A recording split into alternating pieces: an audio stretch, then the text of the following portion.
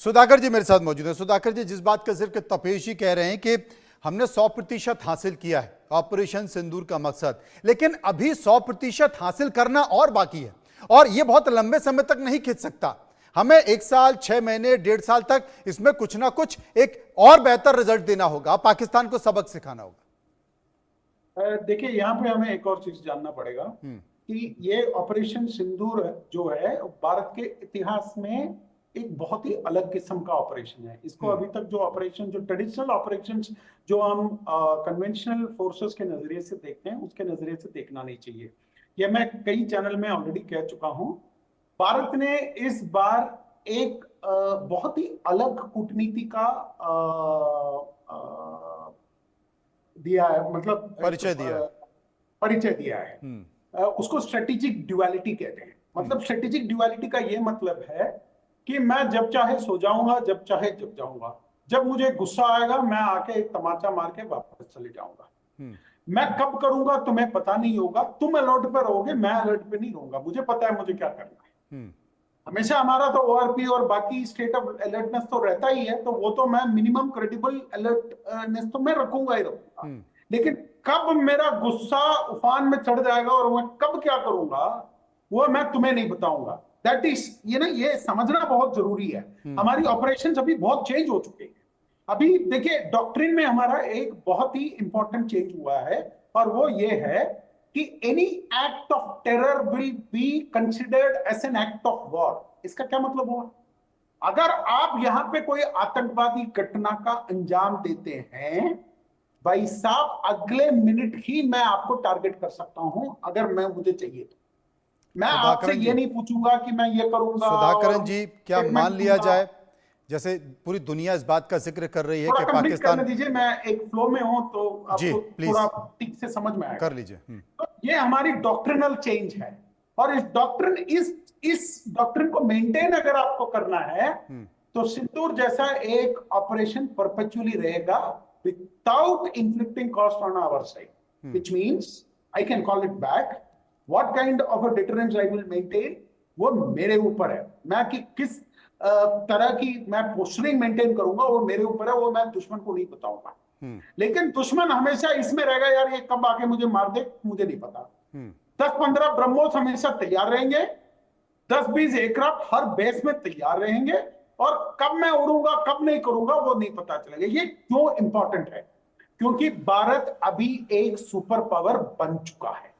ये 3 दिन जो हैं हमने विश्व में सबको ये बता दिया है कि हमारी ताकत क्या है। सुपर पावर का मतलब होता है कि ताकत हमने दिखा दिया और हम किसी से कम नहीं है। हम वहां पे हैं, टॉप 3 में हैं, इकोनॉमिकली पहुंच चुके हैं वहां पे, परचेसिंग पावर पैरिटी में हम ऑलरेडी वहां पे हैं, चौथी बड़ी अर्थव्यवस्था बन चुके हैं नॉर्मल कैलकुलेशन में, और अभी 6 महीने में हम जर्मनी को भी ओवरटेक करके 3rd पोजीशन में पहुंच जाएंगे। मतलब हम दुनिया की तीसरी बड़ी अर्थव्यवस्था है और महाशक्ति है। और मिलिटरीली भी हमने ये दिखा दिया कि कल चाइना और यूएस भी डरेगा कि ये इनकी जो स्ट्रेटेजी है, जो टेक्टिक्स है, भले ही टेक्नोलॉजी के मामले में हम थोड़े पीछे हों, बट जो मैन बिहाइंड द मशीन की जो बात है अभी तक जो चला आ रहा है उसमें हम काफी आगे निकल चुके हैं और प्रमाणित हो चुका है। दूसरी चीज, टेक्नोलॉजी में हमें अभी देखिए, हम अभी कहीं नहीं है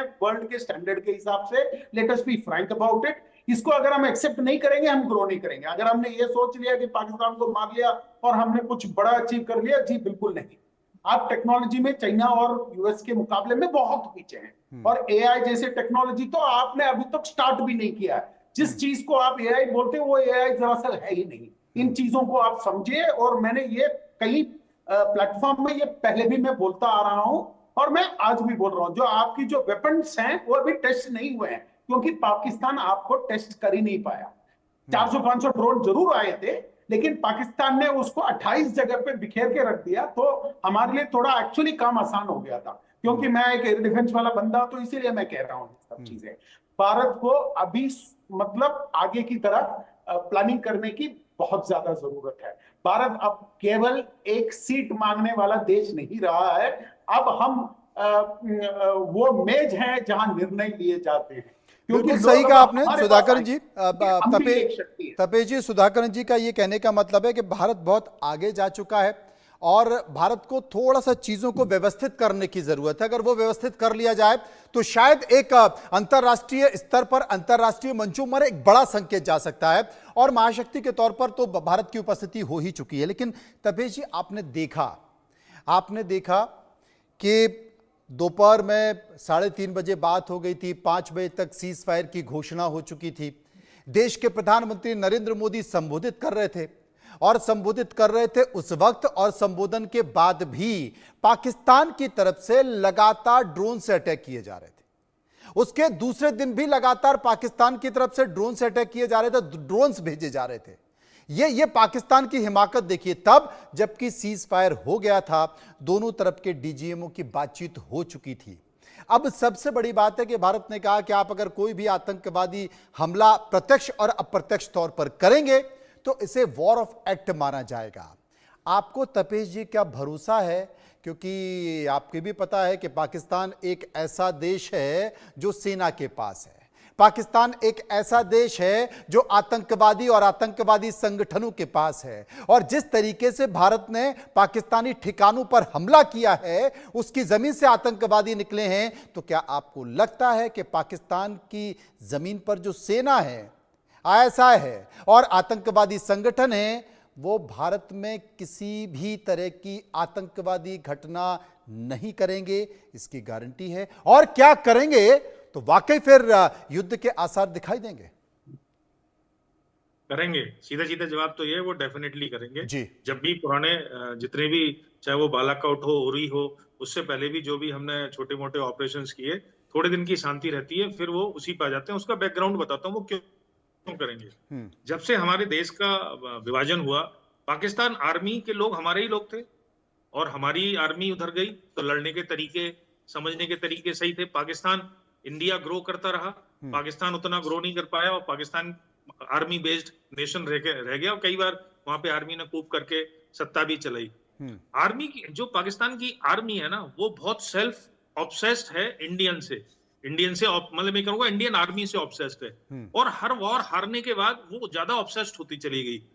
जब उन्होंने देखा 1971 के बाद और जो उसके बाद भी जो ऑपरेशन हुए छोटे मोटे मेघदूत वगैरह, तो इन्होंने ये मान लिया कि हम पाकिस्तान इंडियन आर्मी से हम सीधे सीधे नहीं जीत सकते। तो उन्होंने दो चीजें अपने यहाँ जोड़ी जो वो चाहते थे कि हम कैसे जीत सकते हैं। पहला, उन्होंने कोशिश की न्यूक्लियर पावर बनाने की, कि एक तो न्यूक्लियर डिटरेंस हो जाएगा। दूसरा, उन्होंने टेररिज्म को अपना आर्मी का एक्सटेंडेड हैंड बना लिया। तो और उसके बाद वो लाइन आई कि India should bleed by 1000 cuts. So वो टेररिज्म उनकी आर्मी की परमानेंट पॉलिसी है, वो उस पॉलिसी को आसानी से नहीं छोड़ेंगे। उसके लिए हमें उस आर्मी को इतनी बुरी तरह हिट करना पड़ेगा कि वो आर्मी खड़े होके इंडिया को तो छोड़िए, अपनी पॉलिटिकल क्लास के सामने कुछ ना बोल पाए। तो उसके लिए वो इस तरह का एक्शन बहुत जरूरी है, तो ये करेंगे। दूसरी बात मैं आता हूं, ये देखिए डॉक्ट्रिन में चेंज तो हो गया, बट डॉक्ट्रिन को बनाने में और समझने में टाइम लगता है। एक स्टेटमेंट ऐड करने से एक्ट ऑफ टेररिज्म डिफाइन नहीं होता। आज भी इस वर्ल्ड में एक्ट ऑफ टेररिज्म की डेफिनेशंस बहुत ज्यादा हैं, कोई डेफिनेशन डिफाइंड नहीं है। अब मेरा मानना यह है कि कल को आर्मी वालों पे अटैक हो गया, चाहे हिंदुस्तान बीएसएफ के जवान मार दिए टेररिस्ट ने, या आर्मी कैंपस पे हमला कर दिया जिसमें 2 जवान हो गए, क्या उसको एक्ट ऑफ टेररिज्म माना जाएगा? क्या सिर्फ सिविलियन को मारा जाएगा तब एक्ट ऑफ टेररिज्म होगा? क्या हम 18 लोगों के मरने का वेट करेंगे या एक आदमी को मार देना भी एक्ट ऑफ टेररिज्म होगा? अभी भी 6 आतंकवादी मारे गए श्रीनगर में। उस दिन रात में भी घटना आई थी कि एक बंदे को घायल कर दिया था हमारे संतरी को, गेट पे 4 लोग घुसे थे। अब वो कौन थे? उनके कमांडोज थे, आतंकवादी थे, कौन थे? तो ये एक्ट ऑफ टेररिज्म की जो भाषा है और जो इसकी डेफिनेशन है, इसको बहुत अच्छी तरह से डिफाइन करना पड़ेगा। और तभी जब वो मैसेज जाएगा कि ये मेरे लिए एक्ट ऑफ टेररिज्म ये है, उसके बाद ही